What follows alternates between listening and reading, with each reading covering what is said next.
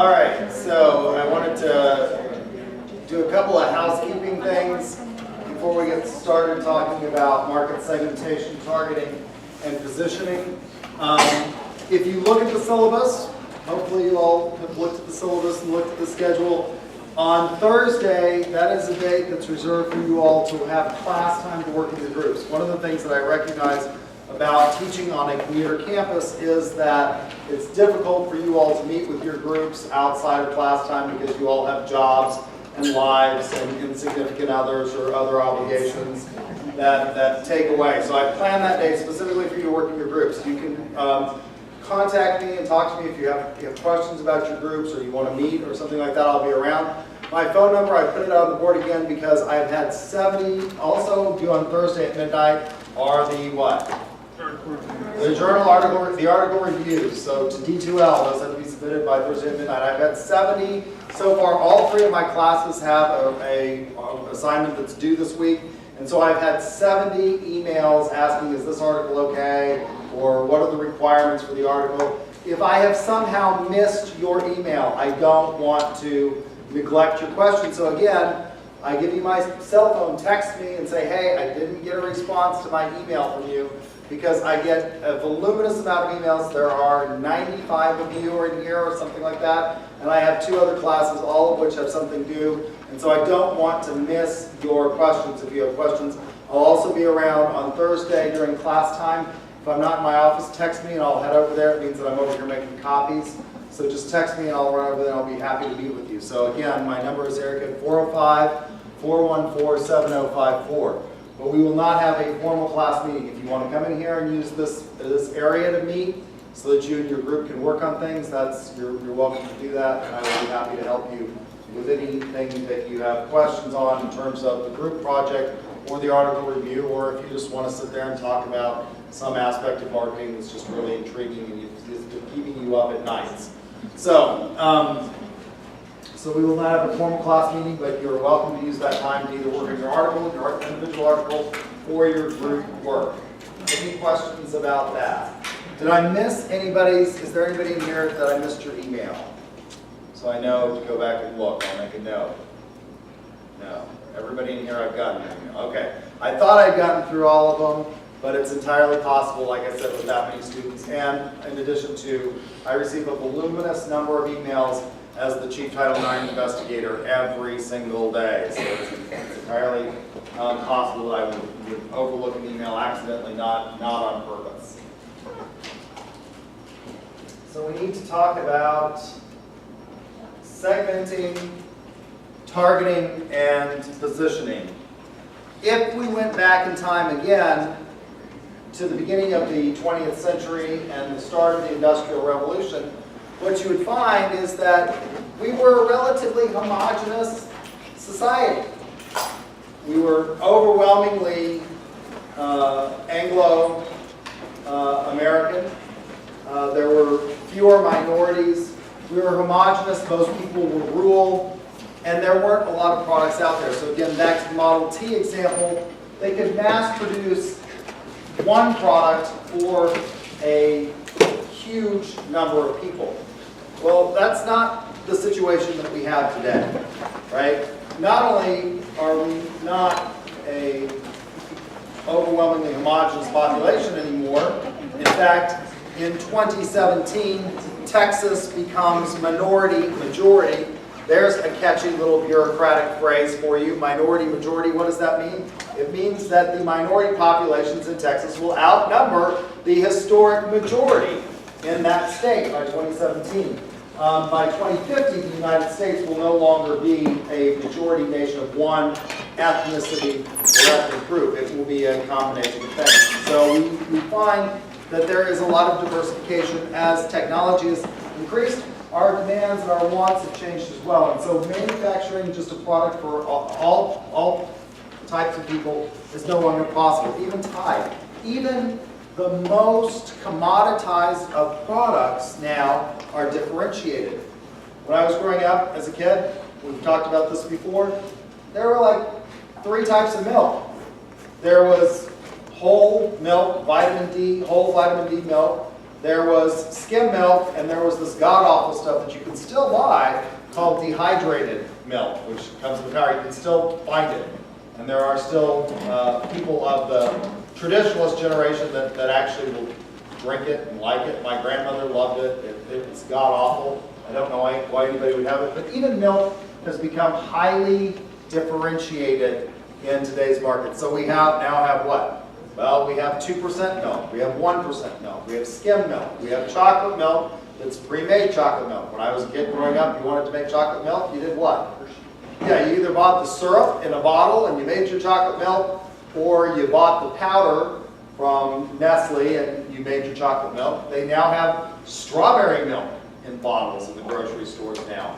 We have soy milk, almond milk. So not real milk, but milk-like products that they try to foist off on consumers.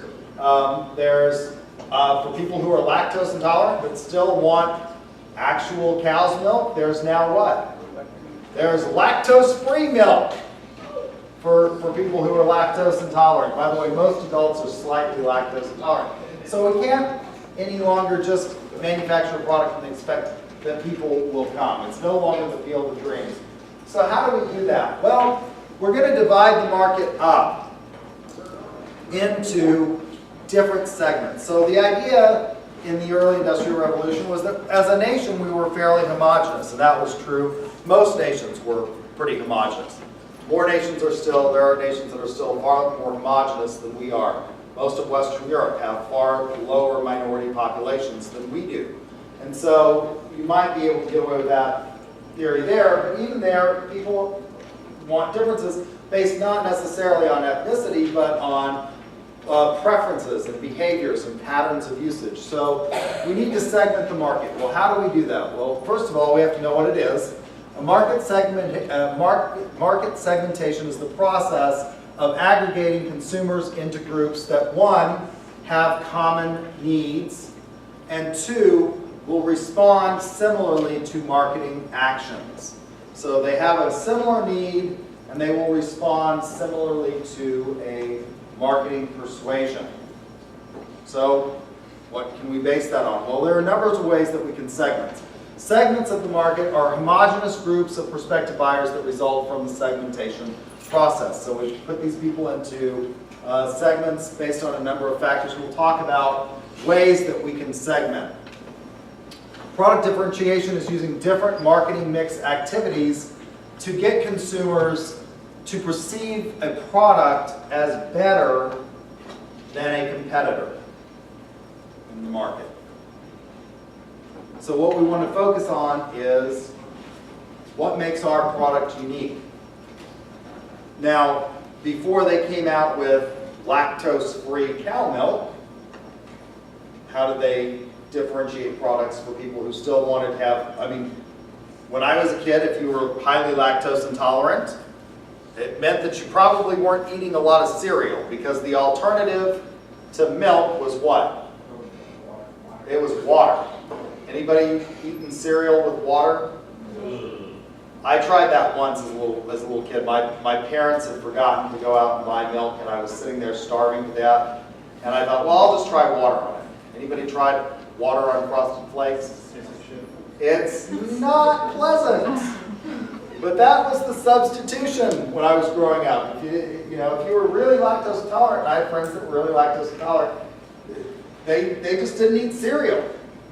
That was just not on their diet, because they didn't want to have water with it. So before we got lactose-free cow milk, what was the substitute that they came up with about, I guess 10 or 15 years ago? Soy milk, right? Soy milk. And now what's another substitute for almond milk? And you want to know what, well, goat milk has lactose in it. But it's for some reason it's still different. I can drink goat milk, but I cannot drink. You can't drink cow milk. Yeah. Okay. Well, it does have lactose. I don't know why. I mean, it comes from lactose. It comes from lactation. Yeah. And so it's present in that. What's really interesting about almond milk from a marketing perspective and from an ethical marketing perspective is how many almonds are actually in a gallon of almond milk. A small child could hold all of the almonds that are in a gallon of almond milk. their hand. That's how few almonds actually are in a gallon of almond milk. What is the vast majority of it? What do they use the almonds for? Mostly coloring. And what is the vast? Well, it's water and a thickener to give it sort of the texture of milk. So product differentiation.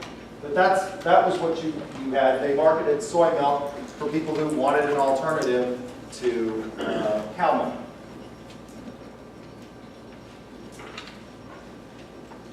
Segmenting markets.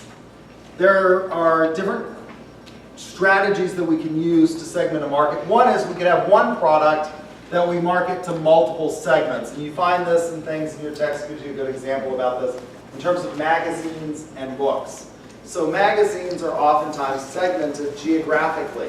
And so they give you the example of Baseball World, which segments and puts on the cover different ball players based on the region that they're segmenting that to. In newspapers, we used to do that when newspapers were really big at the local level. For example, if you bought a Daily Oklahoman in Edmond, it would have a different insert in that section of the paper that dealt with community for Edmond. So if you picked it up at an Edmond gas station or you had it delivered to your home in Edmond, the Sunday paper would have a different segment or a different section in that insert for the community page that would give you all of the things and events that were going on in the local community. If you lived in North Oklahoma City, there was a different one than from South Oklahoma City and for Yukon and more and things like that. And so we offer one product for different regions. Magazines do that. There is a magazine called, it's kind of like Oklahoma Living. They do one for Edmond. They do one, and it's now become the 405 magazine, but they do it for different communities throughout the state. But a lot of the articles that are actually in that magazine are the same. What they have differences are differences in terms of content for local coverage. You can also have multiple products and multiple segments. So if we think about something that we all use all the time that we used to get here today, our automobile. Is just a Ford, Taurus going to work for everybody? No, why not? So yeah, I mean, I have a 28,000 pound, 38-foot cabin cruiser boat that weighs 28,000 pounds and is 12 feet wide. Can I pull that with a Ford Taurus? No, you're going to burn out the transmission, which is why I have a very large pickup truck. Even in the pickup truck market, we segment that. So the most popular selling pickup in America today is the Ford F-150. But does everybody drive a Ford F-150? Well, Ford F-150 won't pull a 28,000 pound boat. Ford F-250 won't. You have to get the F-350. So even within that, we have segments or sub-segments of that. And then we also have mass customization, which is things like Dell that we've talked about, value co-creation, creating specific products for very specific individuals. So you buy a Dell, you went online, you get the processor you want, you get the package of software that you want, the programs that you want, the speed, the storage, all of that is mass customized for you. So strategy. Grouping potential buyers into segments, there are different criteria. Simplicity and cost effectiveness. Now you may not, if you're a small business, you may not be able to segment markets because you're not able to do the research. What's one way that you can get that data? You can use secondary data that we talked about when we talked about marketing research. So simplicity and cost effectiveness, using secondary sources of data to find out stuff. What is the potential increase in your return on investment should be a criterion in deciding whether or not to segment. If it's not going to increase sales or return on investment, why do it? Right? Just to do it? Just as an exercise? No. So a potential for increase. Similarity of needs of potential buyers is another criterion that we should look at. The different needs among different segments. We could have different segments. There are lots of different segments in here. If we look at you from a demographic perspective, there's a variance in this classroom, although it's probably less significant. If we did a standard deviation on the age of this class, what would we find? That Standard deviation is what we call a measure of dispersion. So it tells us how similar a group of numbers are, as opposed to a measure of central tendency, which is mean, median, mode, and some textbooks say range. So if I did a standard deviation analysis of the ages in this class, I would be willing to bet that there would be a very small standard deviation. Most of you are millennials in here. You're Gen Y. I'm a Gen Xer. When I first started teaching here at UCO, the average age of our freshmen, I started teaching when I was 22 years old, the average age of our freshmen at that period in time was 29. We were a much older population. We were a much stronger commuter population. We've now got more people actually living on campus than we did at that time, and we were not a traditional student body. So we had a lot more standard deviation in my classes. You would have people that were, it was not unusual for me to have people that were in their 50s, 40s and 50s that were coming back to school to receive training. That's far less common today, although I do have some in my classes. The guy who is the head of Delta Dental is a graduate of UCO. He got his bachelor's degree when he was 45.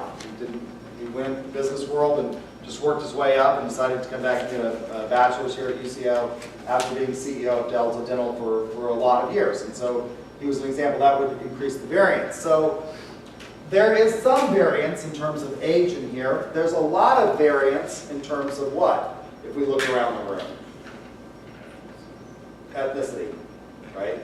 When I first started teaching at UCO, all those years ago, the overwhelming number of our students were, Anglo-American. Now we've got a far more diverse student population. We've gotten a lot more international students. But would it be useful for me to segment this classroom based on textbooks needs? No, because even though we have all these segments, you all what? You all need the same textbook. Because if I'm using a different textbook for everybody, what would happen? It would be mass confusion in terms of covering content and things like that. So if there are not differences among the segments, although we've got a number of different demographic segments represented in this classroom, if their needs are similar, there's no point in segmenting. And then segmenting for the potential for marketing action to reach the segment. If you're segmenting and you have no hope of reaching those segments that you want to target, for whatever reason, they don't have the resources, you don't have the resources to reach them, there's no point in trying to segment the population. So how can we segment? Well, we can do it by geographic, and I've given you this example before. There are different needs and different sorts of recreational activities based on what part of the country you live in. If you go to Santa Fe, New Mexico, you'll find a lot more in terms of ski equipment and ski clothing in outdoor shops in Santa Fe. If you go to a Dick's Sporting Goods in Santa Fe, which they have, or a academy, you're going to find that they're going to offer what? Well, they're going to offer skis, ski poles, things like that. Why? What do they have in Santa Fe that we don't have here? They have mountains, and they have a lot more snow, because Santa Fe is actually at over a mile high at the lowest point in the city, and so there's a lot more snow, there's a lot more activity. We have one ski shop in Oklahoma. Where is it? In Oklahoma City. May. It's what? It's on May. It's on May. Anybody know the name? Sun and Ski Sports. You don't find a whole lot of skis in our other sporting equipment stuff, because that's just not an activity that we have a lot of. How often do we have snow in Oklahoma? On average, we have it about once a year that actually sticks. Now, some years we've had it more, but how long does it generally stay? Yeah, I mean, it doesn't snow and stay there for days on end. So there's differences in geographic preferences.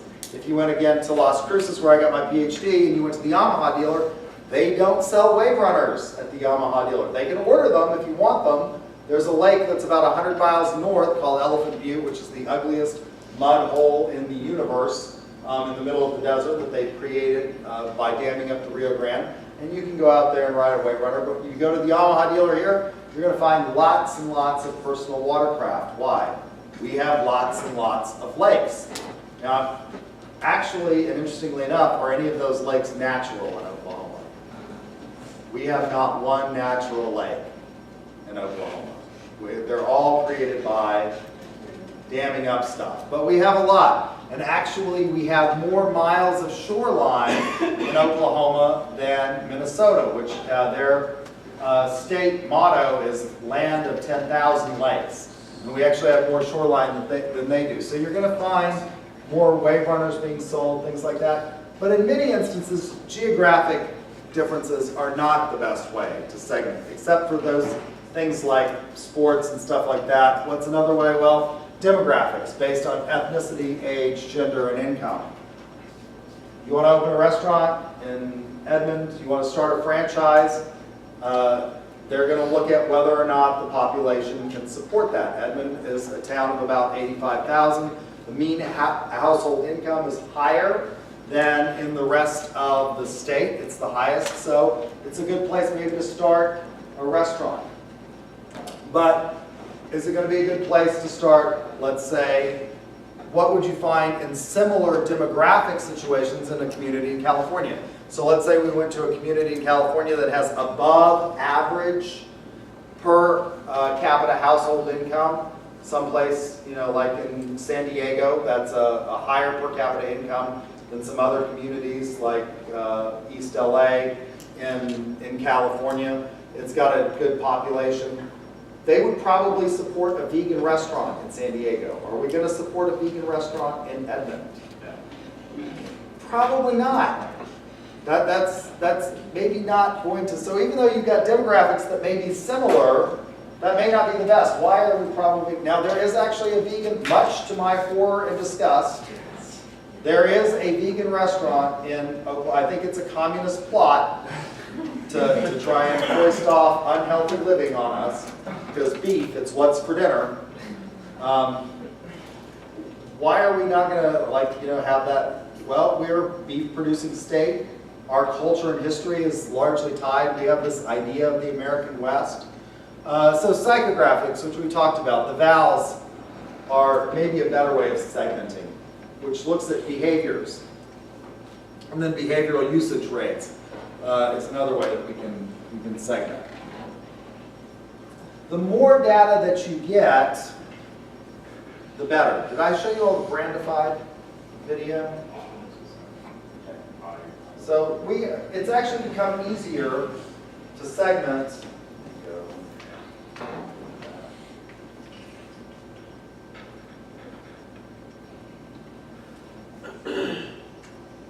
Which way of segmenting would you consider to be the best? Psychographics, and I'll show you why.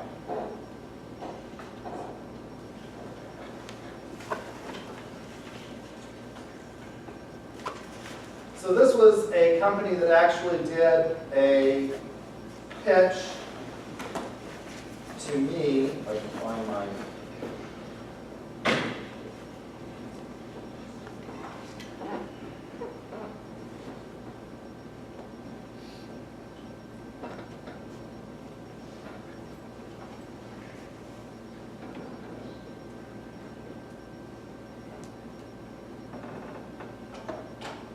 They actually did a pitch to my company, and I screen captured this using Screencast-O-Matic. Hopefully I can get it to come up.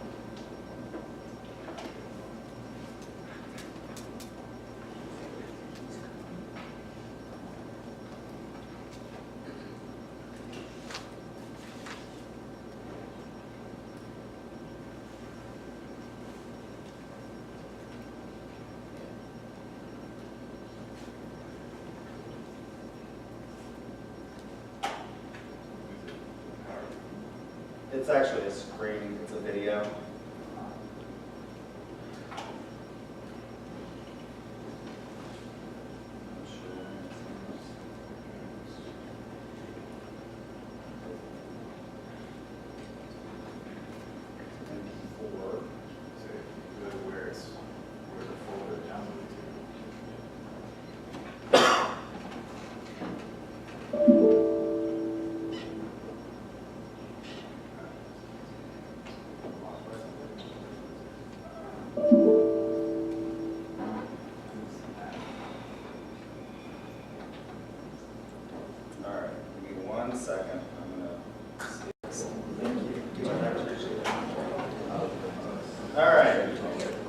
So this is a company that works with Facebook called Brandify. Facebook is free. That's one of their taglines. They say they're free and always will be. Why is it that they can give something away for free and still make money and be worth billions and billions of dollars to the point where Mark Zuckerberg is one of the wealthiest individuals? Well, Facebook is actually the largest data mining company in the world. Even if you do not have a Facebook account, you all, how many of you have a Facebook account? You are giving Facebook an enormous amount of data on yourself every single time you do what? You log in, you change your status, you check in someplace. That's all behavioral characteristics. They know where you're eating. How many of you do that? You check in with your friends when you go to a restaurant or someplace really cool. How many? I have friends that check in, it seems like at everything that they do. Turning left, I don't care. But they do this. Even if you don't have a Facebook profile, which all of you said you did, Facebook still has about 75,000 data points on every individual because they aggregate all of this stuff that is compiled from other publicly available sources of information. If you buy a house, you will know what the price of that house is sold for, and you get the deed. You can go to the deed. That's a public record. They have databases that mine that. If you buy cars, they know this. If you use any kind of rewards card, how many of you use a rewards card? Homeland, CVS, places like that, Walgreens. That information is all tracked and Facebook gets that. So if you start a business, they will know that. Those are business filings that they get with the Secretary of State. And it's all compiled on Facebook.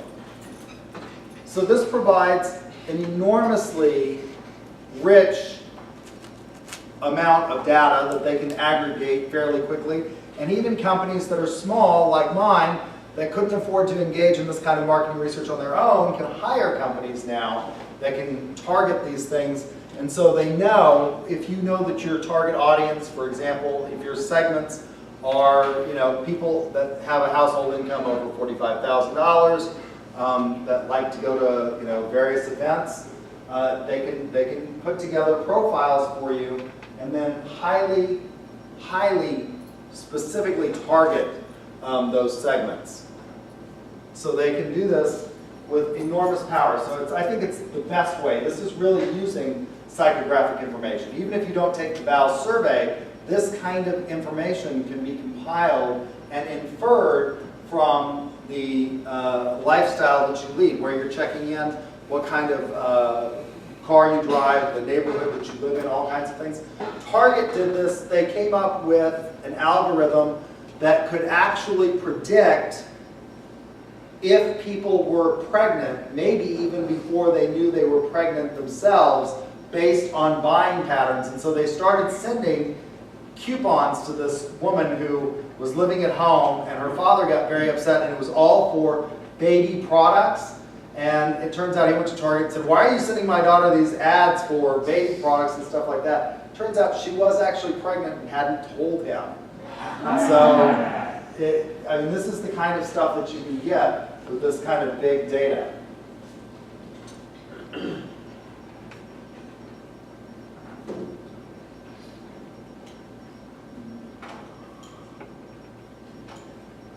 They also seem to make quite a bit on the sponsored content. They do. That's one of the ways that they make. There's a couple of ways that Facebook makes money. By compiling this and selling this kind of data on you, and also then by using it themselves to sell highly specifically targeted ads towards individuals on their own platform. So then once you identify segments, you're going to group products to be sold into categories. So for example, store layout is a way that we group categories of products that are similar in organization. And this has become highly scientific. There's a guy named Paco Underhill who talks about something called retail anthropology, in which he talks about the way we lay out stores now is based and predicated on the way to get you to maximize or purchase the most amount that you can. So grocery stores are one area where you see it. You also find it in what? Where have we really, really done this? Casinos. By the way, Oklahoma now has more casinos than Nevada, and we have the largest casino in the world. WinStar. It's down on the border between here and Texas. Texas does not have casino Indian gaming, and so they put this huge thing. And when I remember when it first opened, it started as one of those little Butler building Quonset hut type things down on the border, and it has grown and grown and grown. And you can still go into that old part of the casino. It's over a mile long, by the way. If you walk from the hotel, from the north end of the hotel to the south end of the property where they have the poker room and the bingo room, it's over a mile long. And you can actually go through that older part of the building. Casinos are highly targeted towards various things. I mean, it's everything is scientifically planned. From the atmospherics, the smell that they use in the casino, the fact that there are no windows, there are no clocks, to the prints on the floor, the carpeting on the floor. Did you have a question? Yeah, what is your, you guys have a tax for every single bet that you make. What does that mean? They don't have a tax for cards. You're talking about for blackjack, right? Yeah, blackjack. It's actually not a tax. A percentage of, I mean, every gambling machine has a tax on it, and so obviously you're covering the cost.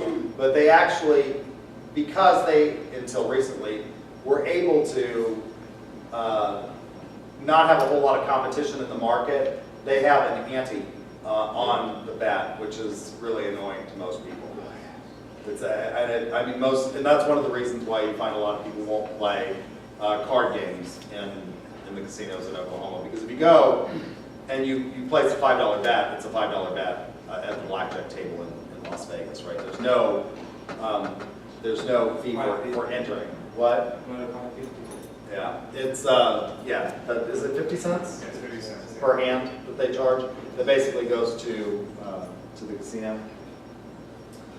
So grouping the products to be sold into categories, then developing your marketing grid and estimating your size. So on the horizontal rows, you develop your products, or you develop your market segments, I'm sorry, and then your products are put on vertical columns, and then you try to estimate the size for each cell on the marketing grid. And your text gives you a pretty good illustration of how to develop a marketing grid or a marketing dashboard that provides this kind of information for you. It's become enormously important in today's marketplace.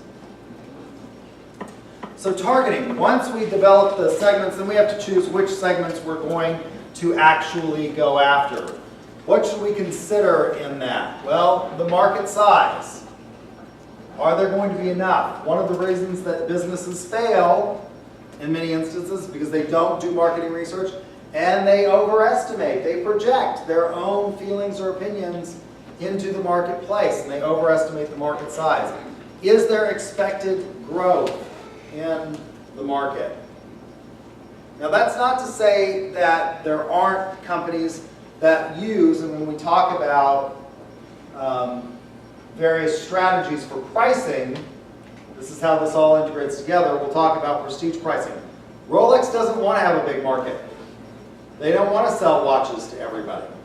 They don't care that that market size is really, really small. It's profitable enough for them that they don't care that the market size is not huge. The competitive position of your business in the market. What gives you a competitive advantage? The cost of reaching the segment. Not all customers are customers that you want.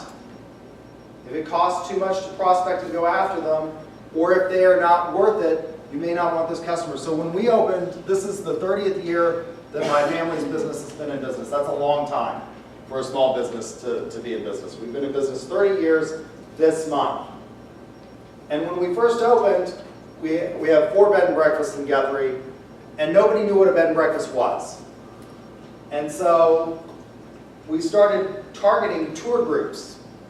And one of the ones that we targeted was this company that did something called Elder Hostel.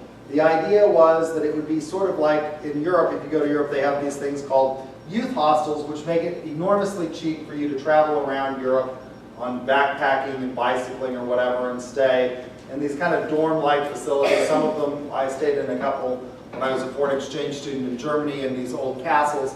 The idea is, well, we'll do something similar, kind of student tour stuff, but we'll do it for elderly people. And so we got on this list and we started targeting them. We rapidly realized that that was not the target population that we wanted. We stopped referring to them as elder hostels and referred to them as hostel elders because they were more expensive for us to take care of and their needs than we could effectively service. So the cost of reaching that segment was really much more than we really wanted to, and we did something else. The compatibility with organizational objectives and resources, and then finally, taking the marketing action, using the marketing mix, your product, your price, your place, where are you going to get it, and how are you going to promote it to reach those targets that you've identified, those segments that you actually want to reach. Positioning. So once you have broken the market into segments, and then you have selected the segments that you want to go after, you want to position your product. Now, if you don't do this, the consumer will do it for you. They will position your product in their mind. And once that position is established, it's very difficult to change. So the position is the connection that we make in the mind of the consumer. To determine what you want that to be is going to be important, and then going after it. If you have to try and reposition, it can be enormously difficult.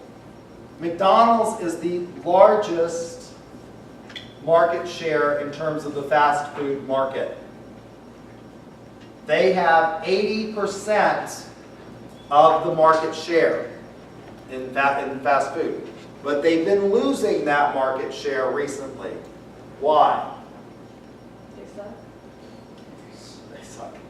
Okay. Actually, I think McDonald's does some things really, really well. Their French fries are absolutely the best. They're like crack cocaine. I love everything potato, and McDonald's has the best French. They have far better French fries than Burger King. And the reason that they do is because Burger King and a lot of the others in the industry actually coat their fries with a coating that makes them stay hot longer, but it affects the taste. And I think one of the things, I have something called sensory integration disorder, and so textures and smells and things like that are really, really important to me, and I can taste the waxy coating on the fries. It leaves actually a waxy taste on my teeth, and it creeps me out to eat Burger King French fries. Freddy's fries?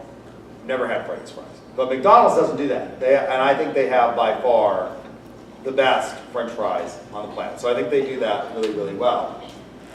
If you have 80% of the market, you have nowhere to go but down. By the way, I mean, you're not going to grow a whole lot more than that. Where have they been losing a huge percentage of their market share? One of their big areas was breakfast. They've been losing a lot of market share to what? Starbucks, which has started to serve breakfast foods and things like that. And also Panera. What has McDonald's attempted to do to try and regain that market share? Well, A, they've come up with products that they think will appeal to that market share. So McDonald's, and a lot of my students remember this case. It was a case out of New Mexico where a woman, and they were very upset. My business students hate this case because the woman gets a cup of coffee from McDonald's and the coffee spills on her, and she sues and wins a multi-million-dollar judgment against McDonald's because of the scolding. And my students say, well, of course, everyone should know that coffee's hot. McDonald's had done a study, and they had determined that they could increase their return on investment by serving really crappy coffee. And people will drink really crappy coffee if the coffee is really hot, because you don't taste it. So McDonald's was serving their really bad coffee at something like 15 degrees over what everybody else was serving it. And they put the lid on wrong, and this woman gets burned. She ended up with third-degree burns on her stomach, legs, and other parts of her abdomen. She was an elderly woman. If you have third-degree burns, you take the percentage of your body that is covered by burns, you add that to your age, and that is the percentage chance you have of dying. Not of living, of dying from opportunistic infections. And so she won this huge judgment. And McDonald's has since, for a number of reasons, one, because of that judgment, but also because they decided that they wanted to compete with Starbucks, which also, by the way, has really crappy coffee. And Starbucks has done that deliberately for years. They have sold really crappy coffee. In blind taste tests, who actually has the best coffee? No. It's Dunkin' Donuts. According to coffee connoisseurs who have done taste tests, Dunkin' Donuts has the best coffee. Starbucks had really crappy coffee, and what would they do? Rather than selling you a $4 cup of coffee, they would get you to, by having crappy coffee, buy a latte or a mochaccino or something like that. Now, Starbucks has actually also reformed their coffee practices. But McDonald's was losing a lot of market share to Starbucks and Panera and things like that in their breakfast market, which is a huge market segment for them. Those people that go on their way to breakfast. And so what have they done? They came up with a McCafe, and they've started to design their McDonald's stores to look more like what? More like Starbucks. If you look at the newer McDonald's that are being built, they're redesigning them. They're attempting to reposition themselves in the mind of the consumer. Now, it's really difficult to do, because when I say McDonald's, what kinds of words still come to mind? Well, you said what? What was that? They suck. I mean, that's not the market position that they've established. The market position that they've established is what? Cheap, fast, consistent. That's the thing that comes to mind in the consumer's mind. It's cheap, it's fast, and it's consistent. It may not be consistently good, it's consistently, I think, mediocre. Except for their French fries, which are the bomb. It's consistently mediocre. You know that a Big Mac is going to taste the same in New York City as it's going to taste in Texas or Oklahoma. And so it can be very difficult to try and reposition. But companies do try to do this, and McDonald's is one example of those that are trying to reposition. Yes, ma'am. I had a question. So what do you think that, since Samsung Note 7s, they've been blowing up, do you think they can reposition that product to As a make quality it product? as a quality product? Yeah, so I mean, one of the things that Samsung was doing is Apple had the largest share of the smartphone market for a long time. And they've actually started to lose. Again, because if you have 80% of the market share, you have nowhere to go but down. And Samsung was one of the major competitors, which, by the way, who was one of the first to come out with cell phones and enter the cell phone industry that you probably don't even know about today? My first actual cell phone, very few manufacturers of it, or what? Nokia? No, Motorola. Oh, Motorola was the first one to come out with a cell phone. And so there were these things. My mother, when she was a realtor in the 1970s, had a car phone, but they actually worked on a radio, so they were more like a walkie-talkie. And you actually had to dial into an operator to go through. So Motorola comes up with these idea of cellular phones. They come up with a bag phone, and then they came up with a brick phone, and then Nokia enters the market. Motorola today is not a major player in the smartphone market, right? They've been surpassed by largely Apple, who's convinced us all that we need to have this thing that can have 1,000 apps, and we don't actually use very much as a phone. I use it far more for controlling my camera than I actually do for talking on it, because your generation particularly doesn't want to talk on the phone, and there's a reason for that. You're afraid of rejection. When we put you in the fMRI machines and we watch your brain activity and we put you on a phone call, the part of your brain which senses fear goes off. You're horribly afraid of rejection. My generation, Gen Xers, loved to talk on the phone. It was a big deal if kids in my generation had their own landline. That was a huge deal, and we liked to talk on the phone. We didn't like to talk in person because, again, we were afraid of rejection, and the phone is less personal, but texting is even less personal than talking on the phone, right? So you all prefer to text. And one of the things that we know is that you get happy every time you get a text. The same brain chemicals that go off when you eat the cookie or smoke the cigarette or drink the beer go off when you get a text message. And as a result, people have started having phantom texting in there. They start thinking that their phone is going off even when it's not. How many of you have had a phantom text experience where you think the phone's gone off and it hasn't? So Apple's really trained us to this device. They started to go down, and Samsung was one of the big ones. Are they irreparably damaged by the fact that this thing is now catching fire?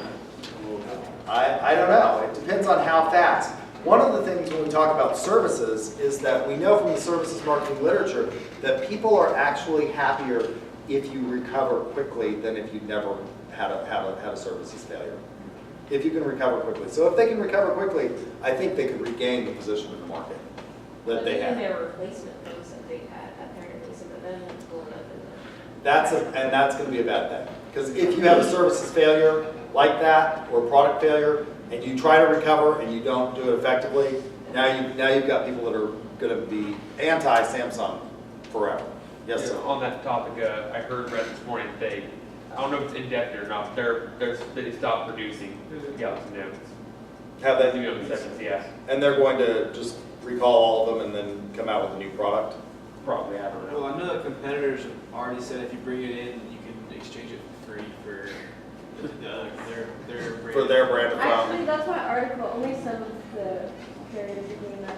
I just thought it happened. AT&T and T-Mobile are working with their customers, but like US Cellular and Sprint are careful. Yeah. It'll be interesting to see if they can recover. I don't know. Something like that can be fatal to a company.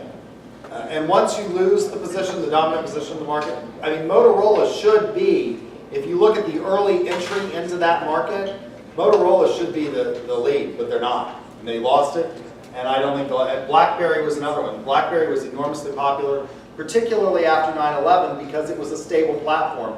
And all of the other platforms and smartphones that had come out to that point were horribly unstable. I had one. I was working in industry at the time. I was an executive vice president for the American Education Corporation, and the phone would constantly lock up, and it didn't work. And BlackBerries didn't, and they got this reputation as being enormously stable, but they didn't keep up. What was the thing that and actually, I love my BlackBerry in terms of my ability, because I can type by feel on even a small keyboard. I can type by touch, and I can be much faster at texting or sending email on a BlackBerry than I can on an iPhone, and half the time my big chunky fingers hit the wrong button, and I'm having to go back and redo it, or it's auto-correcting incorrectly. But they lost the market share, and they've never gained it back. Why do you think that though? Why did they listen to? They didn't keep innovating. I mean, it's just an example of a company that relied on what we know and not innovating. Apple is not a company that we would point to and say this is how people. They are a production philosophy. Apple's attitude under Steve Jobs until very recently was, we don't do market research. You don't know what's cool, I'm going to tell you what's cool. And for the most part, he did. And he was successful at that. Well, aren't there, like you said, Apple's losing their value, right? Because of iPhone 7. They are losing their market share, yes. The iPhone 7 sales have tanked, particularly in Europe. Their sales have been abysmal, yeah. Do you think the battery problem has to do with the fact that you can't remove batteries when you use a phone? The battery life in the Apple phones, No, like the fact that, it's a closed system, and you can't take it out and yeah, change it. people are saying that if there was if it was a removable battery, then Samsung may be able to resolve the issue quicker if you could do it. I don't know if that, I don't know. I think most people, one of the things that Apple did, and one of the things that was an initial downfall of the Apple device, was that unlike other devices, it is pretty much a closed system. It's very difficult. You can take it apart. How many of you have actually replaced a screen on your Apple phone? I've actually got this. I've got to crack this one. I've got to replace. But it's not an easy process to actually do. Right. And you couldn't take out the battery, and a lot of people thought that was a disadvantage in the Apple phone. But Apple was so cool, and they were such a strong brand name that they overcame that. And I don't know that that's an issue for most people anymore. I think we've gotten used to the idea that we're going to have this device for about 2 years, and then we'll get another one by the time the battery starts to tank. And so I don't know if that's going to be a make or break in the Samsung phone. One of the things that was, a disadvantage of the Apple Watch when they released it was the battery would die really, really quickly. Now, they have since corrected that, supposedly, and it's got a much longer life, and it's somewhat recovered.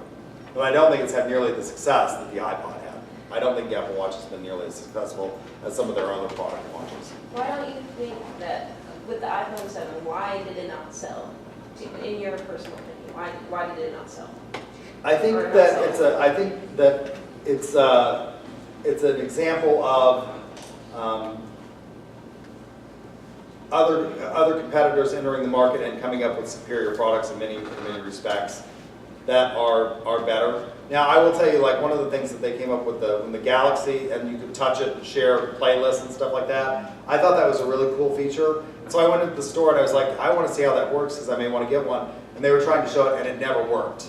That feature never went. I was like, oh, no, going back to the Apple product. But there's just more competition. And I think a lot of people have become sort of aware that Apple is maybe not necessarily the coolest thing on the block. One of the things that they did with the Galaxy is they came out with a really good ad about how Apple was not cool. And so there was, it showed a bunch of people, I don't know if you all remember this commercial, standing in line, and one guy said, oh, I see, for the Apple, he said, I see you've gone back to Apple. He's like, oh no, I love my Galaxy. I'm just holding this place in line for somebody. And then who walks up? It's his parents. Yeah. And once your parents sort of adopt it, it's like Facebook, you all are on Facebook, but you're on it far less. The biggest group of demographics that's growing on Facebook is your parents. It's baby boomers. And you all are, for a lot of reasons, not as active on Facebook. Because once your parents start creeping around on it, it's really not as cool, right? It's the antithesis of cool. And so I think that's maybe one of the things. So would that be another thing, like on the, I see a commercial for the, what is it, the Surface Book, for the Microsoft and, you know, Apple Book, like about the touch screen and stuff like that. And then there's another guy trying to touch the screen on Apple. Would that and they've taken that off you know, of older commercials, that comparison and contrast, and we'll talk about that when we talk about promotional and advertising. Yeah, I think that's, you know, Apple's going to tell you what they think. Now, they have started to engage in more consumer research, but it's been only since Steve Jobs' time. Do you like the idea of no headphone jack? No, not really. I don't understand what the, Well, it's Bluetooth. I mean, everything, you know, it's going to go wireless, right? yeah, but you can already do Bluetooth with a headphone jack. Yeah. I personally don't, but that's, you know, why are they doing it? To save space.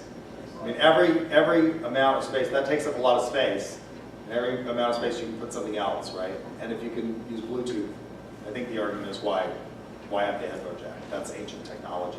Yes, sir. If they're trying to save space, though, why is their phone just keep getting bigger? You know? Well, that's a good question.